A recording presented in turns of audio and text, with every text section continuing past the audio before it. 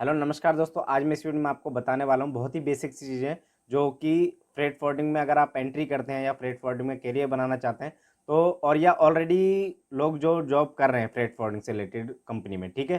तो उसमें कई लोग क्या है जो ऑलरेडी जॉब कर रहे हैं वो लोग भी कंफ्यूज हो जाते हैं, एक ही वर्डिंग्स को लोग अलग अलग तरीके से बोलते हैं तो उनको पता नहीं चल पाता। तो वही चीज़ आपको इस वीडियो में आपको मैं क्लियर करूंगा। और जो बंदे हैं मतलब सभी लोगों का पॉसिबल नहीं हो पाता कि वो अपना बिजनेस स्टार्ट कर सकें।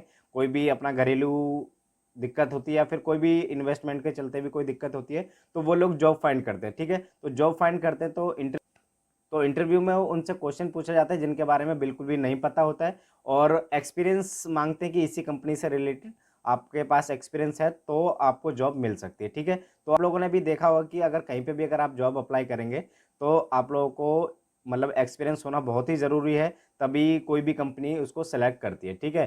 तो आपको बहुत ही बेसिक सी चीज़ें बताऊंगा जिससे आप अगर कहीं इंटरव्यू देने जाते हैं या फर्स्ट टाइम अगर आप इंटरव्यू दे रहे हैं फ्रेट फॉरवर्डिंग से रिलेटेड कंपनी में तो आपको छोटी-छोटी चीज़ें हैं जिसके बारे में आपको बताऊँगा जिससे आपको समझ आ पाएगा। कई कई बार क्या होता है जो इंटरव्यू ले रहा होता है वो बंदा मतलब चीज़ एक ही होती है, वो अलग-अलग वर्डिंग से बोलता है जिससे आपको नहीं समझ आ पाता है, ठीक है? तो वो एक बेसिक सी चीज़ें मैं आपको बताऊँगा, स्टार्टिंग से लेके कंटेनर एक्सपोर्ट से लेके मतलब कंटेनर जब बुक होता है उससे पहले जो डॉक्यूमेंट्स प्रोसेस होता है और जो मतलब कंटेनर लोड हो जाता है जब तक का आपको बार-बार जो वर्डिंग आपको सुनने को मिलती है, वो चीज़ के बारे में आपको सारा डिटेल में बताऊँगा जिससे आपको समझ आ पाएगा कि कौन-सी चीज़ क्या है और कौन-सी चीज़ क्या है, ठीक है? ये कोई प्रोडक्ट है, चाहे कुछ भी है या जो डॉक्यूमेंट्स है, उस डॉक्यूमेंट्स को अलग-अलग वर्डिंग से बोला जाता है, ठीक है? जैसे मैंने आपको पिछली वीडियो में आपको बताया कि बीएल को बिल ऑफ लेडिंग भी बोलते हैं, ठीक है? तो इसी तरीके से और जो डॉक्यूमेंट्स हैं, उनको भी अलग-अलग वर्डिंग से बोला जाता है। तो वही चीज़ आपको इस वीडियो में आपको क्लियर करूँगा। तो सबसे पहले देखिए क्या होता है कि अगर कंटेनर आप बुक करते हैं, तो आपको सबसे पहले किसी भी एक्सपोर्टर से आपको क्या लेना है, पहले इनवॉइस पैकिंग लिस्ट होती है, ठीक है? तो इनवॉइस पैकिंग लिस्ट कस्टमर से मतलब एक्सपोर्टर से लेनी है। एक्सपोर्टर को आप सप्लायर भी बोल सकते हैं या फिर कंसाइनर भी बोल सकते हैं, ठीक है? अगर मान लीजिए आपको नहीं पता है, तो कंसाइनर कौन होता है? कंसाइनर होता है शिपर, ठीक है? शिपर कौन होता है? एक्सपोर्टर। एक्सपोर्टर को ही शिपर बोलते हैं, शिपर को ही आप कंसाइनर बोल सकते हैं, ठीक है? तो ये तो आपको समझ आ गया शिपर कौन है। शिपर आपका कंसाइनर जो एक्सपोर्टर है वो एक ही मतलब एक्सपोर्टर ही है बट उसको कंसाइनर भी बोल देते हैं और उसको कई बार क्या होता है मतलब एक्सपोर्टर भी बोल सकते हैं या कंसाइनर भी बोल देते हैं, ठीक है। और शिपर भी बोल देते हैं, तो तीन वर्ड हो गए एक ही चीज़ के, ठीक है। तो इसी तरीके से होता है कंसाइनी, ठीक है। कंसाइनी को आप कंसाइनी ही बोलेंगे या फिर बायर भी बोल सकते हैं, ठीक है। और नोटिफाई पार्टी होगी, आपको नोटिफाई को ज़्यादा मतलब और तरीके से नहीं बोलते हैं, तो नोटिफाई पार्टी को आप नोटिफाई ही रहने देंगे, ठीक है। तो ये चीज़ तो होगी आपकी इनवॉइस पैक लिस्ट के अंदर, ठीक है। तो इनवॉइस पैक लिस्ट आपको सबसे पहले मैं बता देता हूँ। इनवॉइस पैकिंग लिस्ट आपने ली, तो इनवॉइस पैकिंग लिस्ट भी कई बार क्या होता है दो तरीके से बनती है, ठीक है। इनवॉइस एक तो हो गई आपका जो बिल हो गया, टैक्स इनवॉइस जो होती है, लेकिन आपको वो नहीं लेना है किसी भी एक्सपोर्टर से। सबसे पहले आपको इनवॉइस पैकिंग लिस्ट आपसे वो लेनी है जिसके आधार पे आप कंटेनर बुक करेंगे, ठीक है। तो इनवॉइस में क्या होता है उसकी कार्गो की वैल्यू होती है मेंशन और कौन से मतलब करेंसी में वो सारा चीज़ उसके अंदर मेंशन होता है, ठीक है। तो उसके अंदर आपका नोटिफाई पार्टी, शिपर और आपका जो कंसाइनी, कंसाइनी को आपको मैंने बता दिया बायर भी बोल सकते हैं और शिपर को क्या आपने कंसाइनर भी बोल सकते हैं और एक्सपोर्टर भी बोल सकते हैं, ठीक है। ये तीनों चीज़ एक चीज़ होगी, ठीक है। तो इनवॉइस तो आपको समझ आ गया जिसमें आपका जिसके आधार पे आप कंटेनर आप बुक करेंगे, ठीक है। और पैकिंग लिस्ट क्या होगी जिसमें मतलब होते थे वो सारी चीज़ें मेंशन है, शिपर कंसाइनी नोटिफाई, ठीक है। ये तीनों चीज़ें मेंशन होती हैं, ठीक है। शिपर का मैंने बता दिया। और पैकिंग लिस्ट में क्या होता है कि आपका जो पैकिंग हुई है जिस तरीके से, मान लीजिए मैंने और पिछले अगर आप वीडियो देखेंगे तो आपको समझ आ पाएगा। मान लीजिए कोई भी प्रोडक्ट है, ठीक है। प्रोडक्ट आपने पैक किया है, किस तरीके से पैक हुआ है और मतलब मान लीजिए एक पैलेट है, ठीक है। पैलेट के अंदर बॉक्स है, बॉक्स के अंदर आपका प्रोडक्ट है, ठीक है। तो उसमें सारा कुछ मेंशन किया होता है कि इस तरीके से ये प्रोडक्ट है, इस पैलेट के अंदर इतने बॉक्स हैं और इतनी पैलेट है, ठीक है। तो टोटल पैलेट्स कितनी हो गई, टोटल कार्टन्स कितने हो गए, वो सारी चीज़ में मेंशन होती है, ठीक है। अब ये दो चीज़ आपको समझ आ गई, इनवॉइस और पैकिंग लिस्ट। इनवॉइस में आपकी वैल्यू होती है उस कार्गो की और पैकिंग लिस्ट में किस तरीके से पैकिंग की गई है वो चीज़ें मेंशन होती है, ठीक है। और इनवॉइस में आपको वो चीज़ें भी मेंशन होती हैं कि जो पेमेंट है एक्सपोर्टर की कैसी है, मतलब क्रेडिट है या फिर एडवांस पेमेंट है, वो सारी चीज़ उसके अंदर मेंशन होती है, ठीक है। अब ये चेकलिस्ट क्या होती है जिसमें इनवॉइस और आपका जो पैकिंग लिस्ट है वो सारी डिटेल उसके अंदर मेंशन होती है जो कि डाटा फीड होता है कस्टम के रिकॉर्ड में, ठीक है। तो वो एक चेकलिस्ट है, सिर्फ आपको चेकिंग के लिए मिलती है, जो कि जिसके आधार पे आपका शिपिंग बिल आपका बनता है, ठीक है। तो शिपिंग बिल तो क्या होता है, वो अमेंड नहीं हो सकता, अगर अमेंड होता है तो उसका मतलब एक लेटर वगैरह देना पड़ता है, हो जाता है, लेकिन क्या है, अगर चेकलिस्ट अगर आप सही से चेक कर लेंगे तो उसमें आपको बार बार दिक्कत नहीं आएगी, एक बार में शिपिंग बिल आपका अपडेट हो जाएगा और आपका सही डाटा उसमें फीड हो जाएगा। शिपिंग बिल आपका एक नंबर होता है जिसमें आपका कस्टम में डाटा फीड होता है और सारी चीज़ें आपका जो जो भी कंटेनर आप एक्सपोर्ट कर रहे हैं उसका रिकॉर्ड आपके गवर्नमेंट के पास आपका पहुंच जाता है। ये शिपिंग बिल हो गया, ठीक है।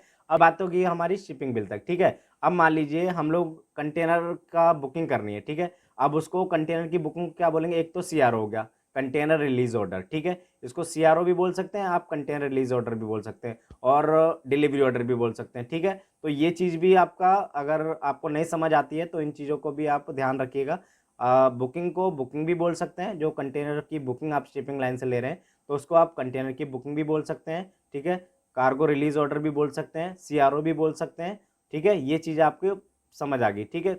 बुकिंग को आप 3 तरीके से आप बोल सकते हैं, अगर आपको कहीं इंटरव्यू दे रहे हैं तो आपको इन चीज़ों को बात का ध्यान रखना है, ठीक है। एक डिलीवरी ऑर्डर मैंने आपको बताया था, डिलीवरी ऑर्डर जब कंटेनर इंपोर्ट करते हैं तो उसमें शिपिंग लाइन से डिलीवरी ऑर्डर लेते हैं, तो एक वो भी डिलीवरी ऑर्डर होता है, ठीक है। तो इसमें आप कंफ्यूज मत होइएगा, अगर आप एक्सपोर्ट कर रहे हैं तो मान लीजिए अगर डिलीवरी ऑर्डर वर्ड आपके सामने आया तो किसी ने पूछा कि डिलीवरी ऑर्डर उससे लेना है तो एक्सपोर्ट में, ठीक है, तो आपको शिपिंग लाइन से आपको बुकिंग लेनी है, ठीक है। सीआरओ के लिए बोला तो भी आपको बुकिंग लेनी है, ठीक है। तो ये चीज़ तो आपको सीआरओ तक की हो गई, ठीक है, बुकिंग तक की, और इधर आपका शिपिंग बिल हो गया। अब इसके बाद आता है हमारा शिपिंग इंस्ट्रक्शन, ठीक है।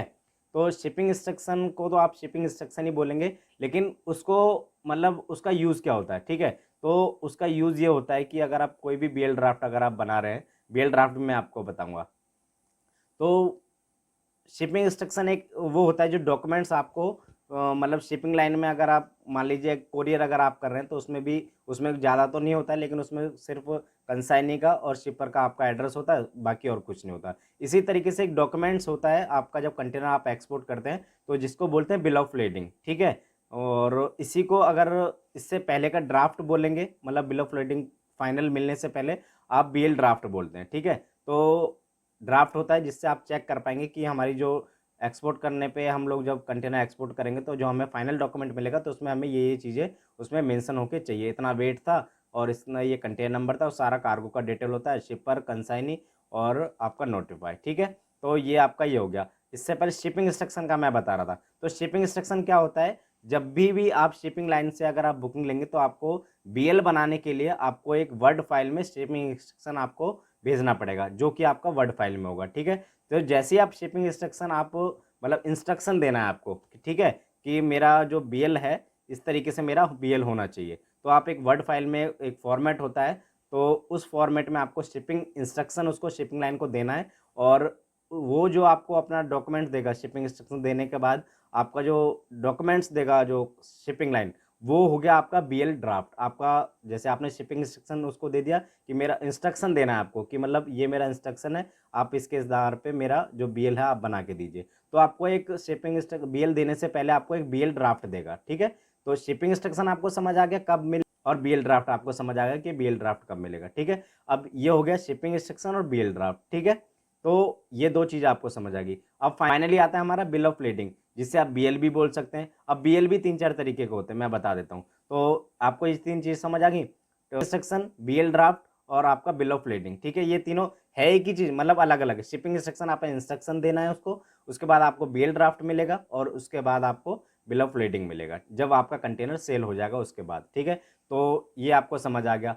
अब इसके बाद आता है वीजम। अब किसी ने पूछ लिया आपको कि वीजम क्या होता है, तो वीजम में क्या होता है कि आपका जो कंटेनर का वेट है, कंटेनर में कार्गो कितना गया और कंटेनर का वेट कितना है, और जो वेट आता है मतलब खाली कंटेनर का और कार्गो वेट का, ठीक है। मतलब जो आपको कार्गो का आपका वेट है, एक्चुअल वेट, प्लस कंटेनर का खाली वेट, जिसे आप बोलते हैं टेयर वेट, ठीक है। तो दोनों जो आपका वेट है, मतलब टेयर वेट और आपका ये कार्गो वेट मिला के होता है वीजम वेट, ठीक है। तो उसमें सारी कंटेनर की डिटेल मेंशन होती है जो आपको शिपिंग लाइन को आपको देनी होती है, ठीक है। या उसको ऑनलाइन, अगर उस शिपिंग लाइन का जिस भी शिपिंग लाइन से आप काम कर रहे हैं तो वो आप ऑनलाइन भी सबमिट कर सकते हैं अगर ऑनलाइन उसका प्रोसेस है तो, वरना आप उसको मैनुअली भी आप मेल पे दे सकते हैं, ठीक है। अब इसके बाद आ गया आपका बिल, ठीक है। तो बिल जिसे आप इनवॉइस भी बोल सकते हैं, ठीक है। तो वो होता है आपका टैक्स इनवाइस, ठीक है, जो कि जिस शिपिंग लाइन से आपने बुकिंग ली है उस शिपिंग लाइन का बिल जो कि आपका एक टैक्स इनवाइस होता है, ठीक है। वो टैक्स इनवाइस आप पे करेंगे, उसका जो पेमेंट करके उस तो उसके बाद आपका जो बीएल है आपको फाइनली आपका मिल जाएगा। तो बीएल भी मैं अब आपको बता रहा था कि बीएल कितने तरीके के होते हैं। बीएल होते हैं मतलब टेलेक्स बीएल, सीवे बीएल और आपका बीएल सरेंडर, ठीक है। तो ये मैं आपको इन तीनों का डिफरेंस बता देता हूँ, ठीक है।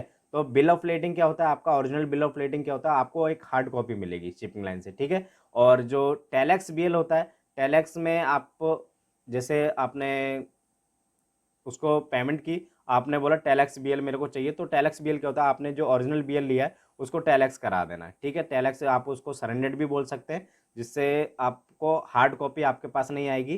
तो आपको शिपिंग लाइन से ओरिजिनल, अगर शिपिंग लाइन अगर उसको नहीं भी लेती है, आपने ओरिजिनल रिलीज करा के टेलेक्स कॉपी ले लिया, अगर आप पेमेंट कर देंगे तो आप उसको ओरिजिनल ना लेके आप टेलेक्स कॉपी एक मेल पे ले सकते हैं, जिसमें टेलेक्स का स्टैंप लगा होता है, जिसमें आपको ओरिजिनल नहीं मिलता है। वो शिपिंग लाइन होती है, वो अपना जो एजेंट है उसका जिस भी कंट्री में आपका जो कार्गो जा रहा है उसमें मतलब वो इन्फॉर्म कर देती है कि मेरा पेमेंट मिल गया है, आप इसको रिलीज़ कर दीजिएगा। बिल ऑफ लेडिंग है जो उन्होंने टेलेक्स कर दी है, जो कि उन्होंने टेलेक्स का मतलब होगा कि हमारे पास ही है, ठीक है। और जो आपका सरेंडर्ड हो गया, सरेंडर्ड का भी मतलब यही है। और सीवे में क्या होता है, सीवे आपको ओरिजिनल मतलब हार्ड कॉपी नहीं मिलती है, एक सिर्फ मेल पे ही आपको एक बीएल की कॉपी मिल जाती है, उसमें सीवे लिखा होता है, ठीक है। तो ये आपको समझ आ गया तीनों का डिफरेंस, और सारा जो वर्डिंग बार बार यूज़ होती हैं वो भी मैंने आपको बता दिया। एक चीज़ और हो गई है आपका कंटेनर सील, आपको मैंने मतलब कंटेनर सील तो एक ही बोलते हैं, मतलब एक ही वर्ड से यूज़ करते हैं उसको, कंटेनर सील, जो कि कंटेनर में सील लगती है। और वैसल हो गया आपका,